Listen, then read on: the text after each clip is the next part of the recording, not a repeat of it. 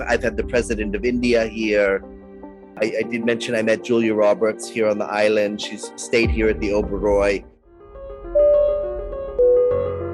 Hello, my name is Renee Leith-Manos. Welcome to this podcast, Where To From Here, featuring conversations about luxury travel and how it's changing in every pocket of the globe.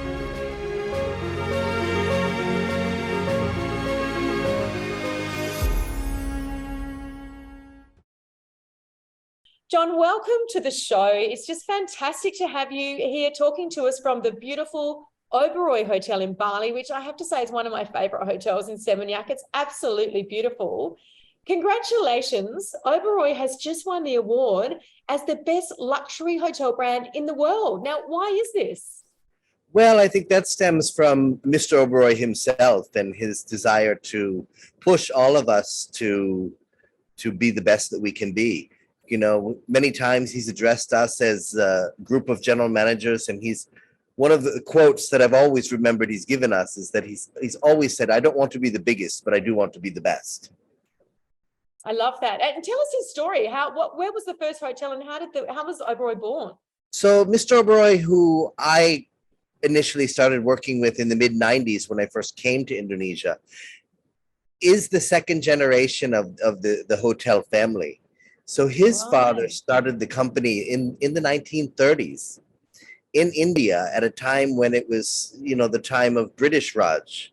He worked for, he actually comes from an area of India that is now Pakistan. And his father died when he was a young man, and he went out to make his way in the world. He had, the story that I've read is that he had an uncle who had a shoe factory somewhere in northwestern India. And he went to work for him, but of course, I don't think shoemaking was his forte or his dream. So he went and applied at a hotel called the Clark's Hotel in Shimla. We still have, and I think it's kept in the Oberoi family for sentimental reasons. That's beautiful. The story is that, he waited outside all day long to meet the owner. He had been refused by the security guards. And when the owner finally came out, the only thing that got his interest was that he had extremely shiny shoes. So he gave them the benefit of the doubt and had an interview. And long story short, he eventually bought that hotel. Wow. And then everything was born from there. Correct. I think the next big break was when they, during World War II, the hotel that is now the Oberoi in Calcutta was a British military hospital. And it was cholera ridden, and nobody wanted to run it. And he was approached, and he ran the hospital as a hotel, and later on turned it into a hotel. And tell us a little bit about the history also of your hotel in Bali, because it does have quite a history. Does have quite a history. Even when I got here not so long ago in the mid-90s, the hotel sat in the middle of rice fields. I mean, people who visit Seminyak today would not believe that, a mere 25 years ago, that there were still rice fields surrounding the hotel on three sides. But indeed, it's true. And for many years, the road out here was called Jalan Oberoi because the only place it led to was the Oberoi. But it was originally built as a private club, and it was called the Kayu Aya Club. And Kayu Aya is still the name on some old maps, is still the name of the beach right in front of the hotel. Of course, everyone calls it Seminyak Beach, but the little sliver of beach right where the hotel is, some of the older generation still call it Kayu Aya Beach. And so it was a development that was happening. I'm not exactly sure of who the players were, but I'm led to believe that one of the main players disappeared with a lot of the investment. Right. And then the Balinese partners were left to kind of run it on their own and try to turn a little bit of a profit. But the stories I've heard from people who've been on the island a lot longer than I, air conditioning compressors were taken out of the rooms, and furniture was taken to people's private homes. And and at that time you could stay here for $5 a night. So Wow. the story I've been told is that old Mr. Oberoi, who died, I think, in 2002, and he was 104 when he passed. Truly? Truly, yeah. Wow. So, and Mr. Oberoi that hired me now is 94. That's awesome. And he's, Longevity is in their genes as yes, well as amazing yes. hotels. Well, I think, when you live when you're surrounded by, people who care for other people for a living, I think that helps to add to your longevity. So I agree. yeah. But keep telling me about the Oberoi Bali. So eventually he bought it and then totally revamped it, right? At the time that it ended up on the auction block, because the investors had borrowed money from Citibank, and Citibank Jakarta had called the loan, and it ended up on the auction block. And at that time, we had a hotel in Singapore, and old Mr. Oberoi had attended a wedding in Bali that took place here at the hotel. Right. And he caught wind of it being Up for for sale. sale. Then he instructed the general manager from the Singapore property to come down and attend the auction.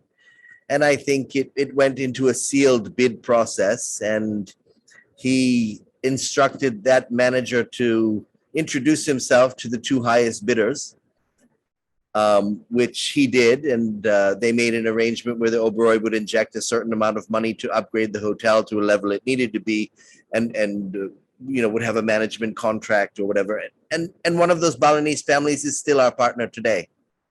Right. And Yeah. here you are. Yeah. And sitting there today, what are the new challenges that Bali is facing and that you're facing sitting there at the helm of the Oberoi? So I think because coming from a Western world, I personally see the biggest challenges are municipal services. Mm-hmm. The main one being for me is waste management and water management on the island. I think Bali's environment is very fragile. Yes. And I think that there's a lot of Jakarta money on the island at the moment. I think that there are some people who are not cautious enough with the environment and the culture, or not foresightful enough to ensure that those elements are preserved, or that investment goes into protecting the environment, or creating wastewater management systems in order to support all the development that is supposedly planned or is happening and has happened since I've been here. So how do you address that? I mean, the Indonesian government, doesn't have things in place in Bali, indeed in most parts of Indonesia, right? It's just a bit of a free-for-all with respect. So how do you, as hoteliers, do you get together and address it? So there's a hotel association here on the island called the Bali Hotels Association. As a group of hoteliers, the number of hotel rooms on the island, we pay a large amount of taxes to the government. And because of that, we have quite a strong voice. Not that we could ever stop paying taxes, but at least we're a voice that they will listen to, because they know that their livelihood depends on our livelihood. I was not the first general manager to be there. Actually, the first general manager was a friend of mine that I worked with in New York, and he's responsible for bringing me to Asia. So I came what a friend. as the first food and beverage manager. After 4 years of heading up the F&B in Lombok, and those riots resulted in tourism for Lombok coming to a bit of a screeching halt, and I was transferred to the Oberoi Bali and became the resident manager here for a year and a half.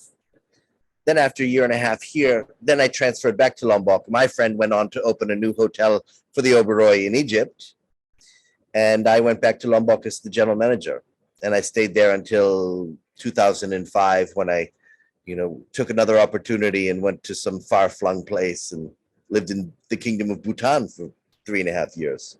And that was a different brand you worked for in Bhutan, wasn't it? That was Como Hotels and Resorts, correct. Como, yes, renowned for their organic food and wellness programs. Yes, correct. Yeah, they have a very, I I wouldn't say laser focused, but they do have a focus on wellness and well-being. Plays a big element in the DNA of their hotels.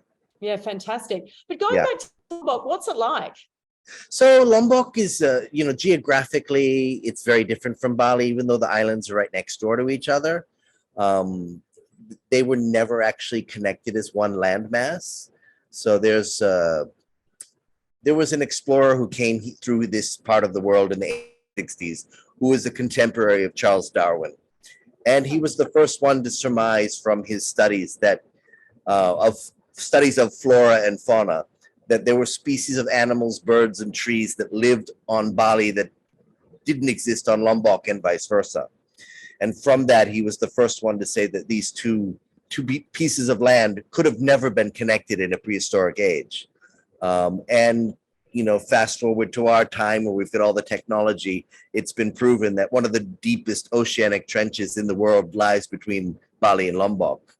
So Really? geographically, the islands are very, very different. Where, Bali, you've got our volcano is kind of in the center of the island, and the hills kind of sweep down gently to the sea.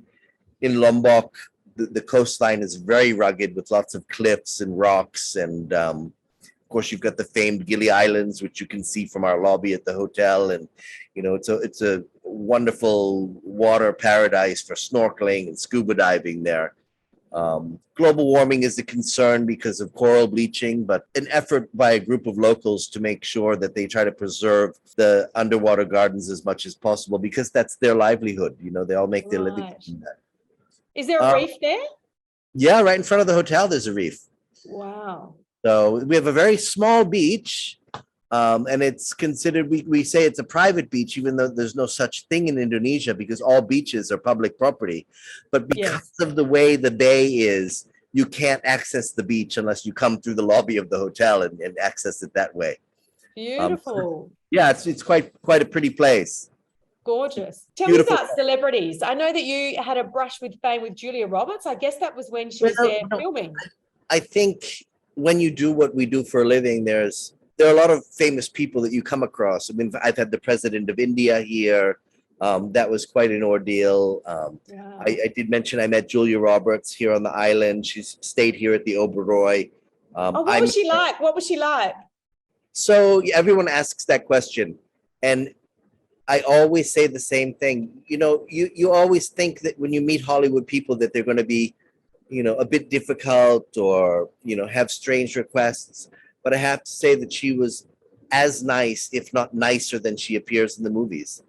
I find her a very likable actress, and when you see her on any interviews, she's very likable, but she's even more so in person. How wonderful. Yeah.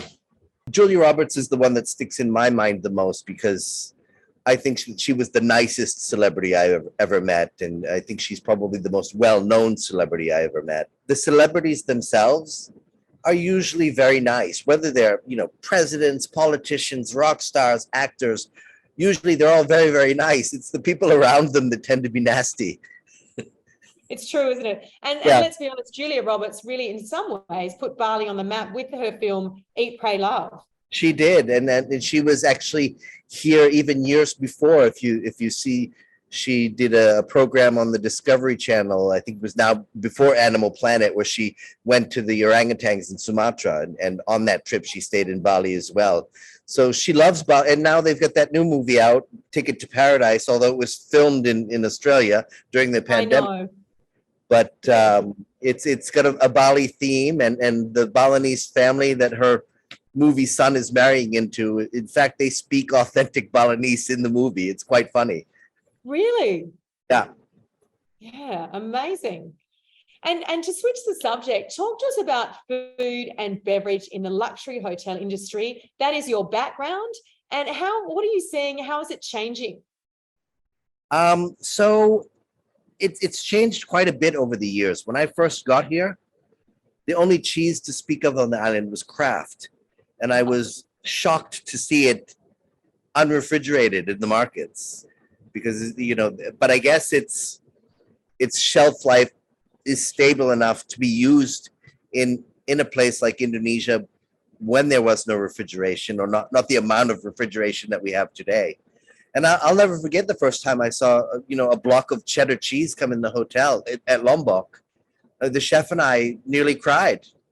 We had the hotel was still in pre-opening days, and it was the first food order to come in the door, and we were living off nasi goreng and chicken satays, and when a block of cheese came in, and we had a fresh loaf of bread that we had bought from another hotel on the island, and I remember we sat there with a knife and a loaf of bread and ate bread and cheese and almost wept. Wow. How long ago was that? 25 years ago. Well, it's very different now. It was very different. So over the course of the years that I've been here, there have been a lot of people who have come to the island. There are organic growers on the slopes of the volcano that grow great organic produce. You can get English spinach here now. You get all varieties of tomatoes. You can even get asparagus grown in Bali, which was unheard of when I got here.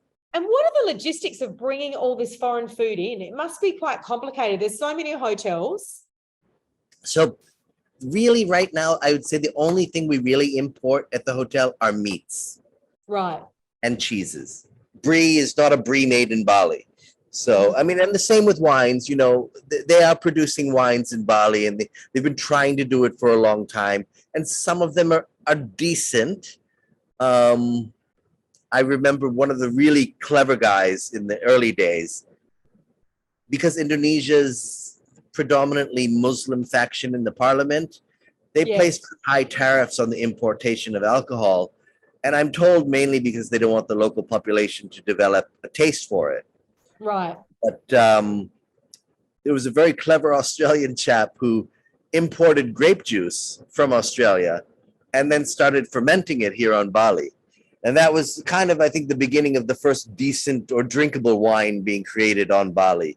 And of course, it's grown leaps and bounds since then. There's Hatton Wines makes a pretty good blush wine. They make a decent sparkling. At first, it was only sweet. Now they do a demi-sec, which is quite nice.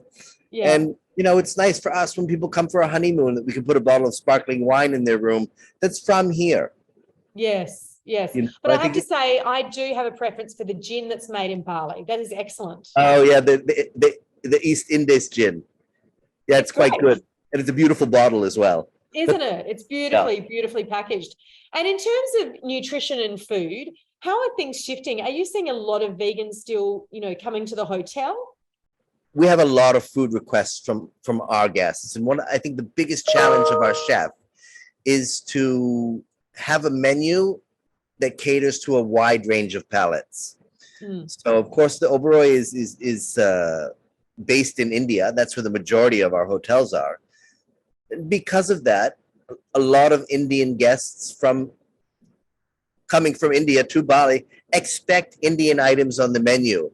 They're quite fussy diners. They like to have their creature comforts, their comfort food available no matter where they go in the world.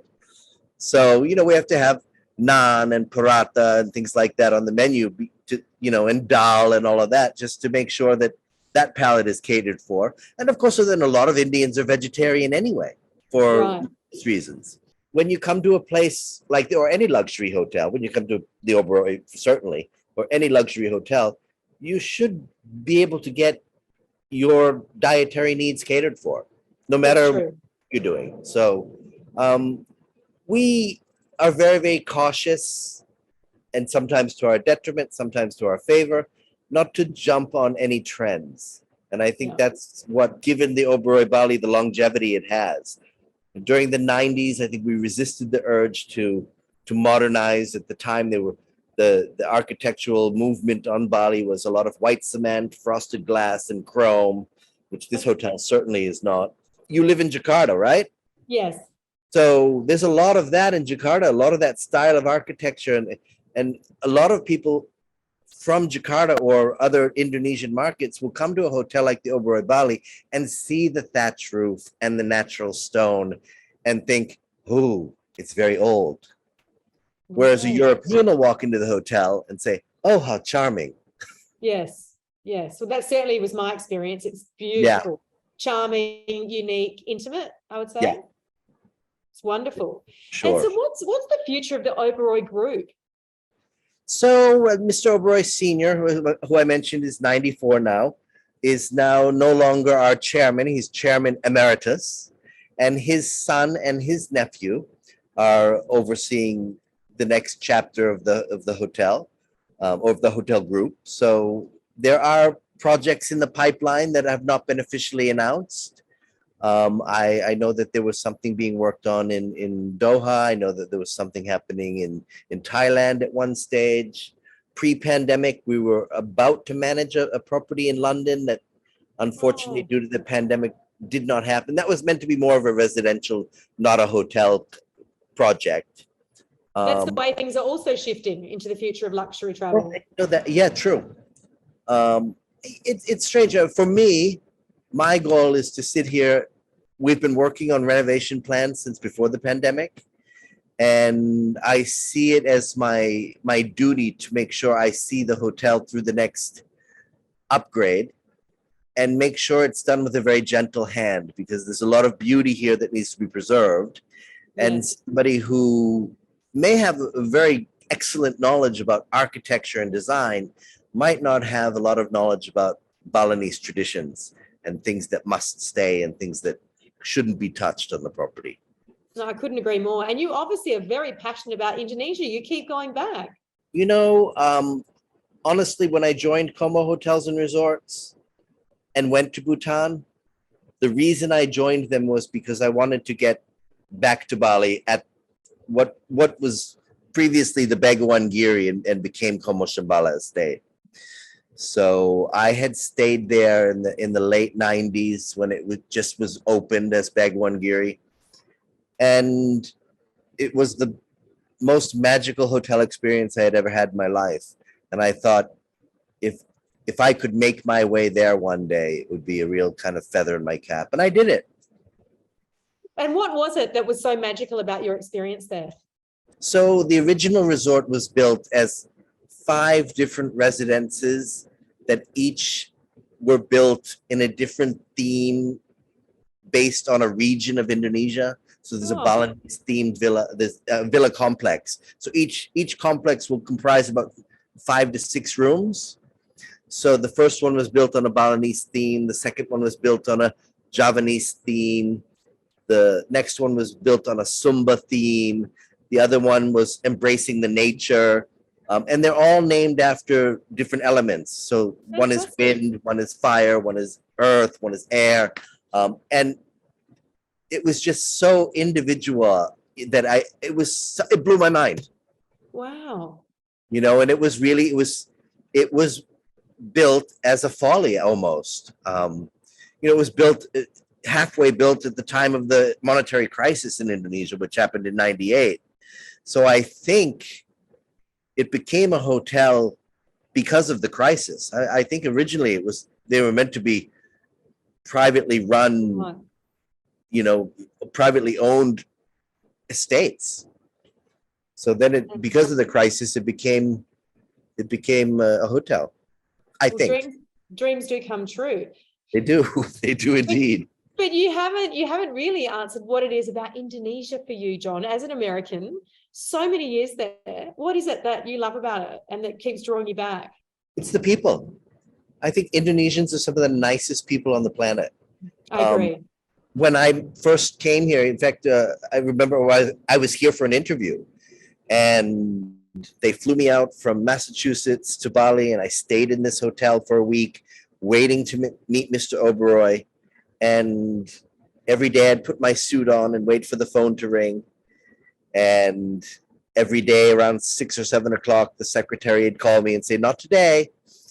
And then on a Saturday, she called me and said, "Tomorrow's a Sunday, so you can leave the hotel. You don't have to stand by." So I went out and I explored around Kuta. And of course, when you're in a hotel, you expect everybody to be nice.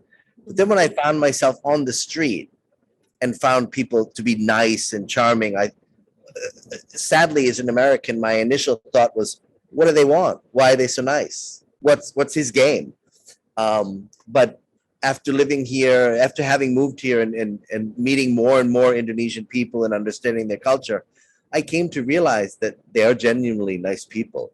and there's no kind of end game behind their niceness. No, I totally agree. And of course, your staff are unbelievably nice and kind. And one of my favorite things at your hotel was breakfast sitting there overlooking the ocean, outside. I mean, that's pretty magical, isn't it? Yeah, it's just over there. Yeah. Well, hopefully I get to do it again sometime. Yeah, And we'd love to be back. as we ask everyone, John, where to from here for you? So that's a tough question, actually. I mean, when I do retreat from Bali, I usually I have a little house in Cape Cod, Massachusetts. Beautiful. That's kind of the yin to my Bali yang. Mhm. I get there once a year. My family's all there, my brothers and sisters. Of course, I'm a bachelor, which lends itself well to doing what I do for a living. All of the Sure. staff are my family here. But yeah, I retreat to Cape Cod when I'm not in Bali. That's my to go to. And when's the trip? Is it coming up at Christmas time or? No, unfortunately, Christmas is a busy time in hotels. Yes. I'll be here. A lot of other displaced expats living in Hong Kong and Singapore and KL and Jakarta are all looking for a place like the Oberoi to spend their Christmas at. So I'll spend Christmas with them, which is fine with me because Christmas is beautiful in New England if it weren't for the snow. Yes, So I can understand. the warmer weather till I retreat back. So yeah, my next big trip is coming up in February. I'm going to go on a sales mission with some of the other Oberoi hotel GMs, and we'll storm Europe with GMs from India, Mauritius, Egypt, and Dubai. We'll all kind of go together as a group and kind of storm a few cities in Asia that are key markets for us. I mean, Europe. key cities in Europe. Fantastic. Well, Europe actually loves Bali. I know you've got other GMs They going as do. well, but Europeans love Bali. They certainly do. Mm. The great market. Fantastic. It was wonderful to speak with you. Thank you so much for your time. Yeah, it was lovely to speak with you as well. And I'm actually going to be in Bali at Christmas time myself with my family. So I should come and say hello. Yeah, I would love that. That would be really nice. Fantastic, John. It's lovely to meet you and lovely to speak with you. Thank you so much. Have a great day. Bye. Bye-bye. Bye. Don't forget to subscribe here and follow us on Instagram and Facebook for regular travel updates. You can also hear our episodes on Spotify and Apple Podcasts.